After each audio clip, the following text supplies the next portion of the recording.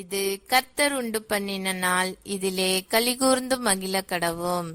எல்லாவற்றையும் முறுமுறுப்பில்லாமல் தர்க்கிப்பு இல்லாமல் செய்யுங்கள். பிலிப்பியர் 2:14. ஒரு சிறிய பைபிள் கதை கேட்போம்.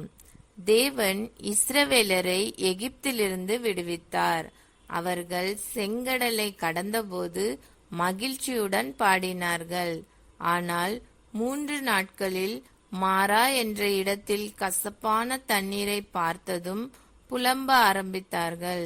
பசியால் புலம்பினார்கள், தாகத்தால் குறை பேசினார்கள். தேவன் வானத்திலிருந்து மன்னாவும் பாறையிலிருந்து தண்ணீரும் கொடுத்தார். ஆனாலும் அவர்கள் திருப்தியாகவில்லை. ஆசீர்வாதத்திலும் சோதனையிலும் புலம்பினார்கள். இது நம்முடைய மனநிலையை காட்டுகிறது. நம்பிக்கை இல்லையெனில் நாமும் புலம்புவோம். நாம் எல்லோரும் ஜெபிப்போம். பரலோக பிதாவே, நாங்கள் ஆசீர்வாதத்திலும் சோதனையிலும் திருப்தி இல்லாமல் புலம்புகிறோம்.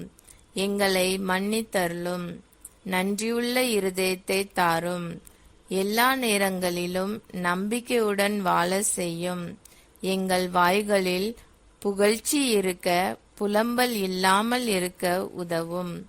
நீர் எப்போதும் எங்களோடு இருக்கிறீர் என்பதை உணர செய்யும்.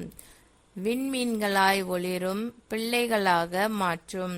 இயேசுவின் நாமத்தில் ஜெபிக்கிறோம். ஆமேன். இந்த நாள் இனிய நாளாக மாற வாழ்த்துக்கள்.